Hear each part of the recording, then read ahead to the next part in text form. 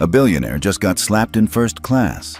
No warning, no shouting match, just the crack of a palm across a cheek, and the entire cabin froze. Brenda, the flight attendant in navy blue and flawless makeup, stood trembling. Her hand still hovered in the air, like it hadn't caught up with what she'd just done. Across from her, Dr. Isaiah Rowe didn't move. At 65, he looked like any other quiet, older gentleman in a tailored gray suit. But what Brenda didn't know, what no one in that cabin knew, was that he controlled over $3.2 billion in aviation credit across 6 global airlines. And she had just slapped him. Tell us where you're watching from, because what happens next would leave 3 airlines scrambling and $980 million frozen within the hour. Isaiah reached slowly for the linen napkin on his tray table. He dabbed at the red mark blooming on his left cheek. No anger, no outrage, just silence. Brenda's voice cracked as she tried to save face. You refused to follow safety instructions. I told you to stow the laptop, and you disobeyed. Isaiah didn't respond. He didn't mention the turbulence still shaking the plane, the captain's clear order to stay seated, or the fact that standing to stow anything would have been dangerous. Instead, he looked up with calm, level eyes and asked softly, "Is that your final word, ma'am?" Across the aisle, a passenger murmured, "Did she just hit him?"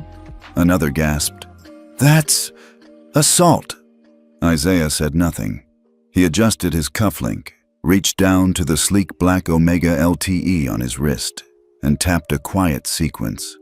3 taps. Pause. 2 more. A silent trigger.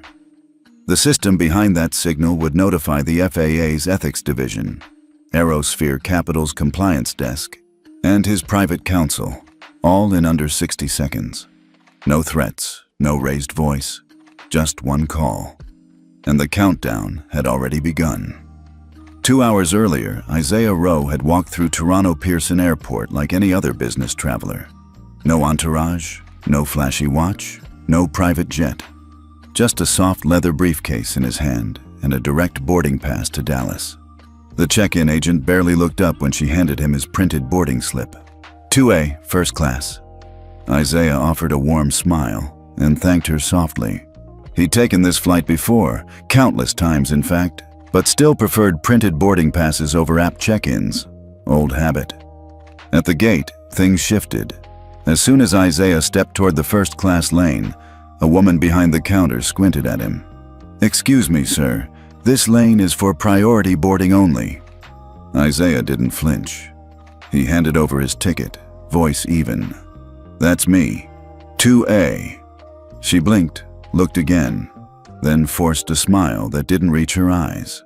"Oh, okay then. Proceed." It wasn't new to him. The double takes, the suspicion. After 40 years of being the only black man in rooms lined with suits and polished shoes, you learn to read microaggressions the way others read weather forecasts. He boarded quietly, took his seat, placed his briefcase under the seat in front of him, not the overhead bin. He didn't want attention. The cabin was sleek, spacious, polished wood, cream leather, ambient lighting. A younger man across the aisle offered a polite nod. Brenda, the lead flight attendant, hadn't boarded yet.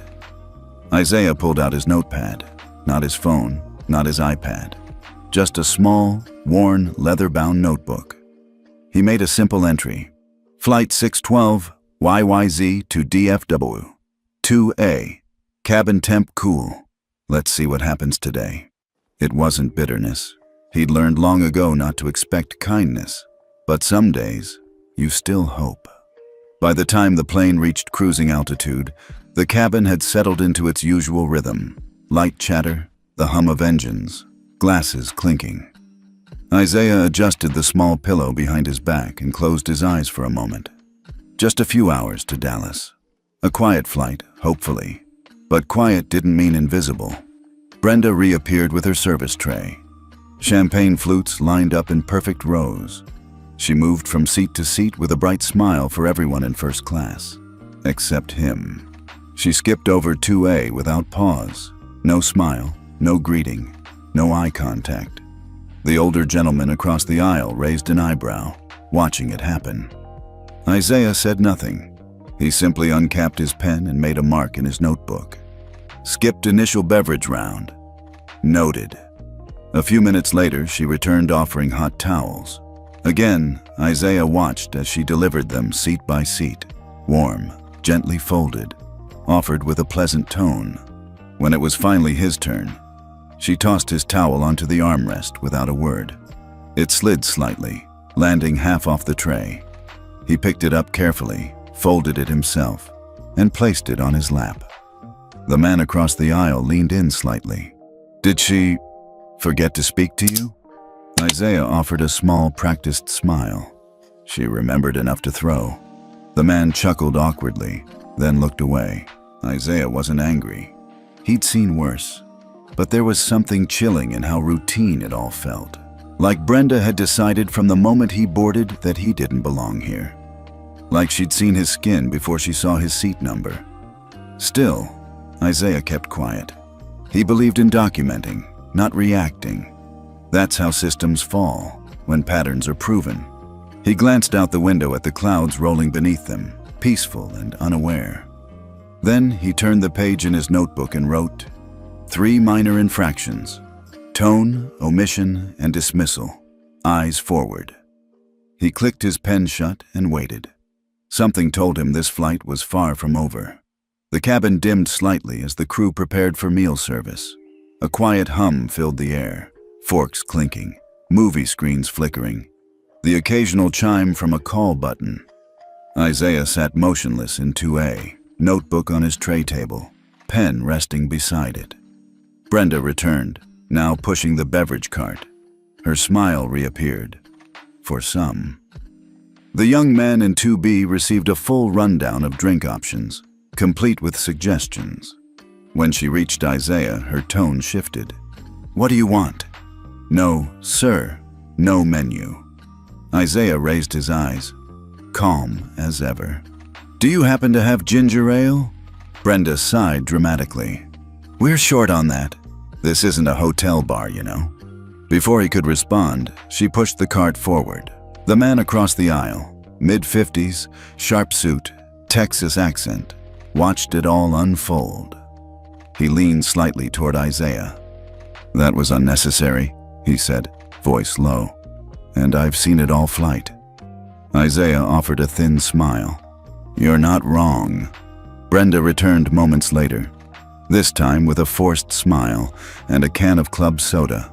She set it down with a plastic cup and walked away. No apology, no explanation. Isaiah didn't drink it. He simply opened his notebook and added a line. Tone, hostile. Language, condescending. Witnessed. He closed the book, not out of surrender, but out of precision. He had enough. Still, his voice stayed inside. He would not give Brenda the satisfaction of a scene. Instead, he turned toward the window and watched the clouds roll past. He remembered a saying his grandmother used to whisper back in Kingston. They never expect the quiet ones to be carrying thunder. He smiled at that. Across the aisle, the man reached over discreetly. You don't have to let that slide. Isaiah looked at him. I'm not. I just don't believe in striking back while still in the storm. He tapped his watch once, almost a reflex. It wasn't time yet, but soon. The turbulence came in waves, small at first, then stronger. The captain's voice crackled overhead. Ladies and gentlemen, please return to your seats and fasten your seat belts. Flight attendants, be seated. Isaiah, already buckled in, reached forward to close his laptop. He moved slowly, careful to avoid shifting too much as the cabin trembled again. Brenda appeared out of nowhere, standing in the aisle beside him like a shadow. Sir, she barked, I told you to stow your laptop. That doesn't mean on your tray. Isaiah kept his voice even. With the seatbelt sign on and the plane rocking, reaching the overhead bin didn't seem wise. She folded her arms. You don't get to pick and choose which rules apply. This isn't your private jet. Several passengers glanced over. The tension thickened. Isaiah looked up. I'm following the captain's safety protocol. Brenda's tone sharpened. You're following your own version. I know exactly what this is. Isaiah paused. What is it exactly? She leaned in, voice low but cutting. Entitlement. I've seen it before. You think a fancy seat and a suit make you untouchable. The plane jolted again, harder this time. A flight attendant in the galley stumbled. Isaiah held the armrest, knuckles white. He didn't speak. Brenda, flushed with rage, took a step closer. You think you're above everyone. You're not. And then, it happened. Her hand flew out before even she realized it. The crack was sharp, unmistakable. Flesh to flesh. Isaiah's head turned slightly from the force. He blinked once. Silence fell over the cabin. A woman gasped near the bulkhead. Someone muttered, "Did she just—" Isaiah didn't raise his voice, didn't stand. He just reached for the cloth napkin again, dabbed the same cheek, and asked quietly, "Are you quite finished, ma'am?" Brenda stood rigid, breathing hard, her hand still hanging in the air like a threat. Isaiah didn't look angry. He looked certain. Isaiah didn't speak. He didn't raise his voice, didn't demand an apology. He simply lifted his wrist just slightly and tapped the side of his Omega LTE. 3 taps. A pause. 2 more. To most, it looked like a nervous gesture.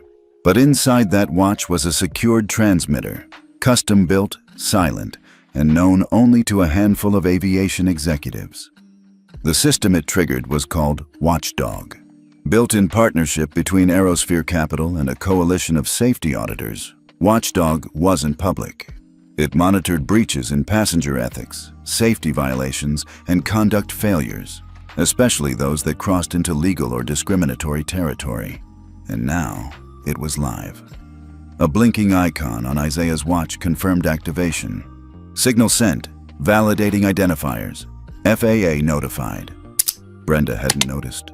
She was still frozen in place, breath shaky, her confidence cracking. Across the aisle, the man in the sharp suit leaned forward, whispering, "Do you want me to call someone? File a report?" Isaiah shook his head gently. Already in motion. Behind them, a murmur spread. Word had reached row 3. One passenger whispered to another, "She hit him. I saw it." The cabin crew started to scramble, tension rising. Meanwhile, 38,000 feet below, in a secure office near Washington, D.C., a terminal blinked red. A staffer with FAA clearance saw the name Dr. Isaiah Rowe flagged and stood up straight. Within 2 minutes, notifications were sent to FAA's Ethics Response Division, the airline's Legal Risk Unit, and Aerosphere's Financial Compliance Command, triggering a precautionary freeze on $980 million in rolling credit contracts across 3 carriers. Still buckled in, Isaiah opened his notebook. He wrote only 3 words: action logged, escalating.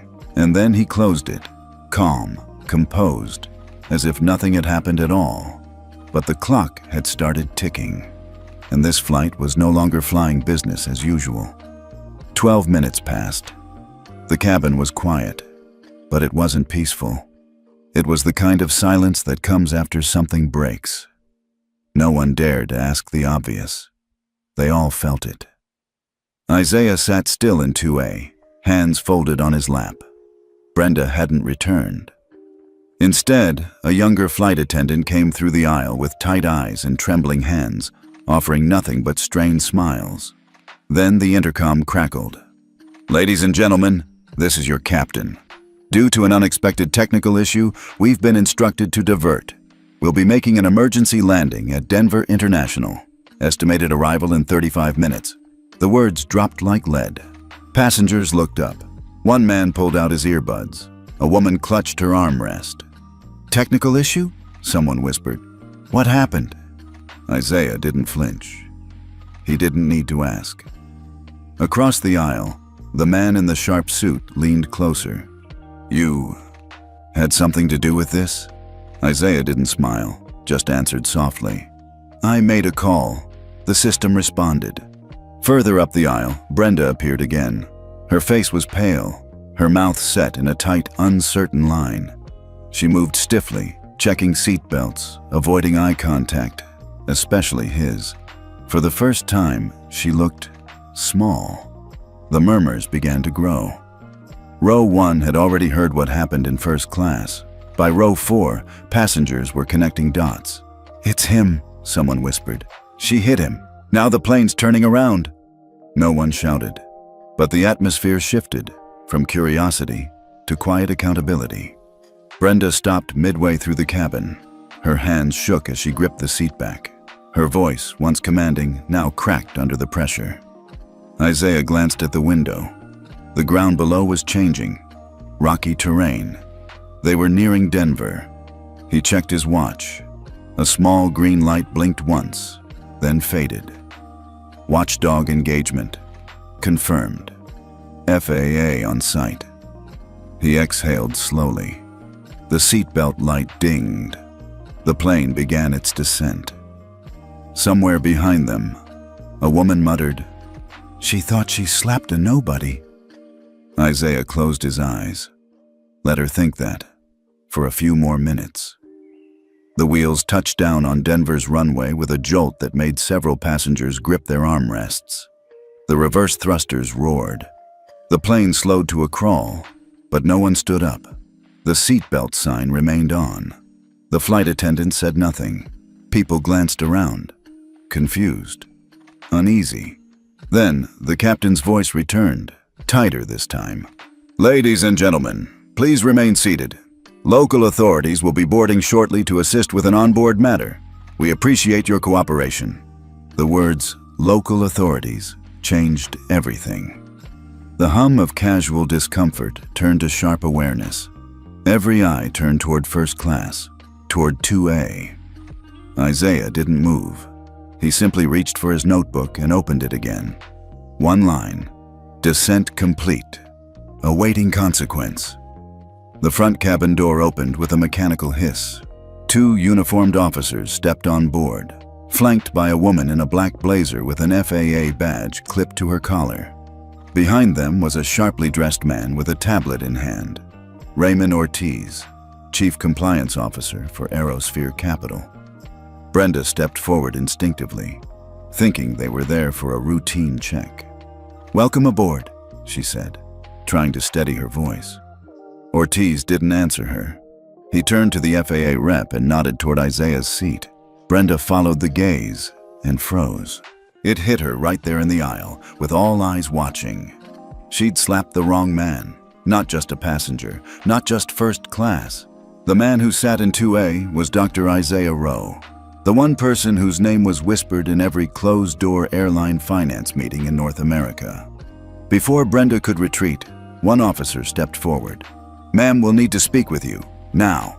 Passengers didn't clap. They didn't cheer. But you could feel the shift, the satisfaction of balance returning. Brenda's face went red as she followed the officers, her steps heavy, shoulders hunched.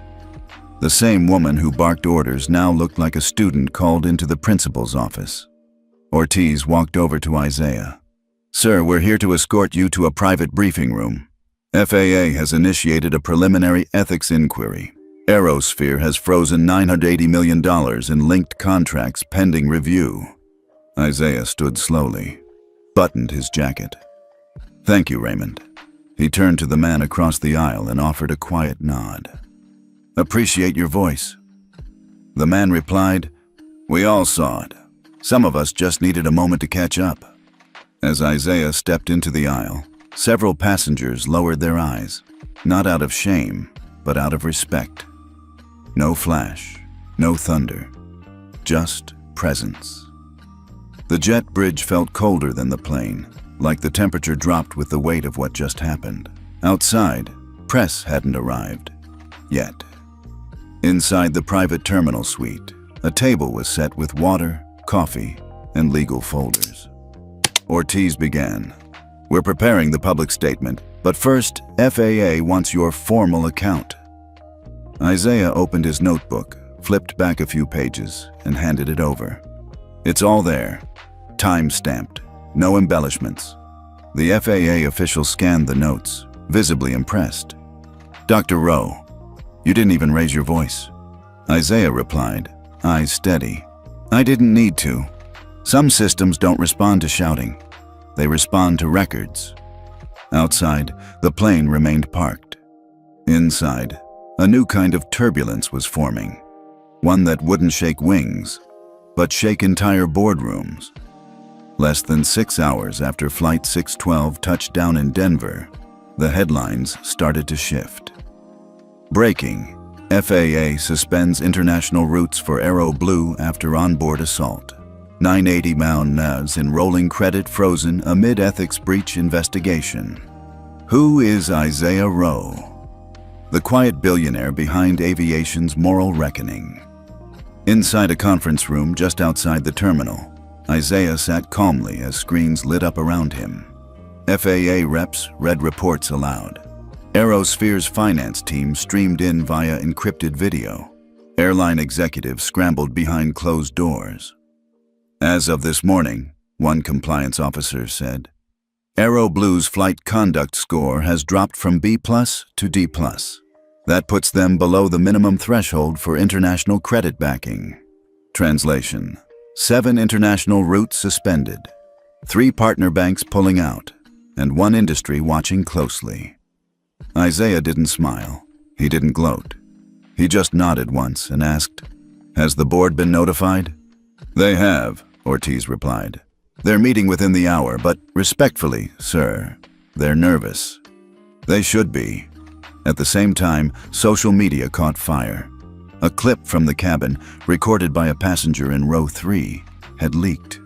The moment Brenda raised her hand, the gasp, the stunned silence. People were sharing it with captions like, "He didn't yell, he didn't fight, but he brought an airline to its knees." In less than 24 hours, Isaiah's silence had become a statement. And now, we want to hear from you. Have you ever witnessed something like this on a flight? Tell us where you're watching from and if you've ever felt dismissed for how you look or where you sit. Back in the room, Ortiz tapped a folder in front of him. "Sir, media outlets want a quote. CNN, Bloomberg. Telltale's reached out too." Isaiah looked out the window. Planes still took off, blissfully unaware. "I'm not giving a quote yet," he said. "Let the numbers speak first." He stood, closed his notebook, and straightened his cuffs. "We're not here to punish people. We're here to rebuild standards." Outside, Aero Blue's stock dipped 14%. Inside, the man they once ignored had just rewritten the rules. The press conference wasn't flashy. No banners, no dramatic music. Just a room of executives, cameras, and a single podium in the middle. Isaiah walked up wearing a dark charcoal suit, a navy tie, and the same steady presence he had at 38,000 feet. There was no teleprompter, no PR rep whispering in his ear, only a thin stack of papers in his hand. He cleared his throat. "Good morning. I'm Dr. Isaiah Rowe, Chairman of Ethics Oversight at Aerosphere Capital. Today, I'm here not as a victim of misconduct, but as a witness to a larger failure, one we can no longer afford to ignore." Flashbulbs clicked. Some reporters leaned forward. "Over the last 48 hours, we've seen how a moment of silence can reveal volumes about an industry's cracks. But silence can also be a beginning." He held up the document. "Effective immediately, Aerosphere Capital will require all airline partners seeking credit, insurance, or infrastructure funding to sign and implement the Flight Justice Charter, a binding code of conduct focused on ethical treatment, transparency, and passenger dignity." A reporter raised a hand. "Is this a suggestion or a mandate?" Isaiah didn't blink. "It's the new threshold. No signature, no funding." The room went still. He continued. "Every cabin crew member, gate agent, and executive must undergo bias evaluation and dignity training. Not once, not during onboarding. Every year." The document outlined a minimum passenger ethics score per flight, a zero-tolerance clause on racial discrimination, and a new anonymous escalation platform. directly connected to Aerosphere's review board. "We're not looking to punish. We're looking to prevent." When he finished, there was no applause, just silence. The kind of silence that follows when the ground shifts and no one knows exactly what to say. Isaiah stepped down from the podium and walked off stage. The camera caught him from behind, walking alone, but carrying the weight of an industry finally being held accountable. Tomorrow, the signatures would begin, and for the first time, justice wouldn't wait for turbulence. Brenda Whitlow sat in a cold leather chair inside a glass-paneled conference room on the 14th floor of Aero Blue's corporate headquarters. The logo behind the ethics panel gleamed under the overhead lights. "Accountability begins with us." She had worn gray, not the navy blazer she used to wear with pride on flights, not the red lipstick she favored in first class. Just gray, neutral, forgettable. Across from her sat 3 members of the airline's Ethics and Conduct Board. To their left was a silent representative from the FAA Oversight Division, and beside them, unexpectedly, was a single empty chair, meant for Isaiah Rowe. It stayed empty. Brenda looked at it more than once, not out of fear, out of dread, because the absence said more than his presence ever could. The lead panelist, a woman in her early 60s, adjusted her glasses. "Ms. Whitlow, we've reviewed passenger statements, cabin footage, and reports from FAA and Aerosphere Capital. You are here to respond to a formal charge of misconduct, racial bias, and assault while in uniform." Brenda swallowed. "I lost my temper. You struck a seated passenger during turbulence.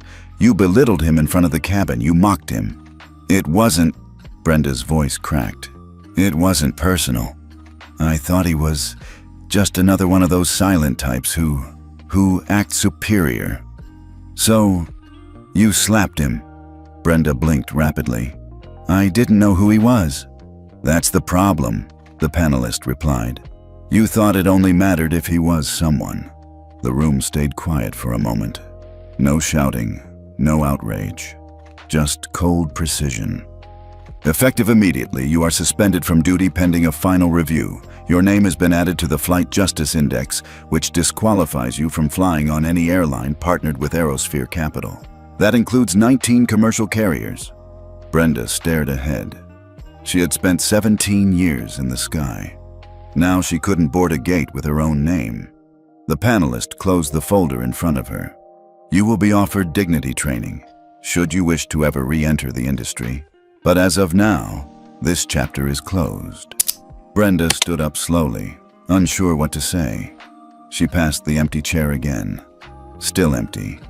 No revenge, no confrontation, just accountability, delivered with clinical precision, and somehow that cut deeper.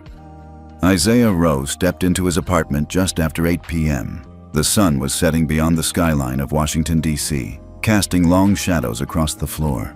He loosened his tie, hung up his jacket, and placed his watch on the small tray by the bookshelf.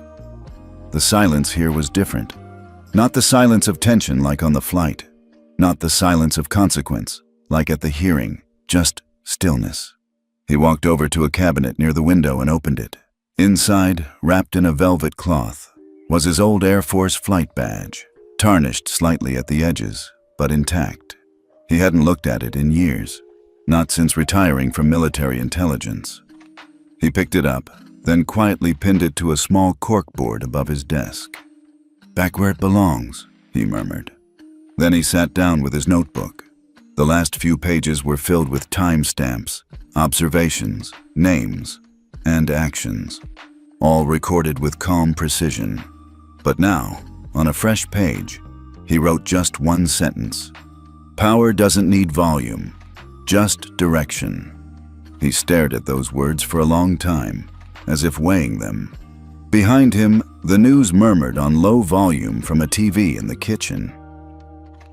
FAA confirms industry-wide compliance reviews after billionaire passenger Dr. Isaiah Rowe triggered a full-scale ethics alert mid-flight. Aero Blue shares down 19% with multiple routes suspended pending review. He didn't flinch. He'd done what needed to be done. Not for ego, not for press, but for the quiet man in row 27 on a different flight, the older woman who's overlooked at check-in, the kid who gets stared at for simply boarding a plane. He closed the notebook, locked it in the drawer. Then he walked toward the window. Outside, a plane soared through the sky, clean, sharp, silent. Isaiah watched it pass, then whispered more to himself than anyone. Let them fly better next time. He didn't need a press tour, didn't need applause, because justice, when done right, doesn't echo, it lands. Now that you've seen how quiet power can shake an entire system, have you ever been judged before someone knew your name, or watched someone mistreated simply because they looked like they didn't belong?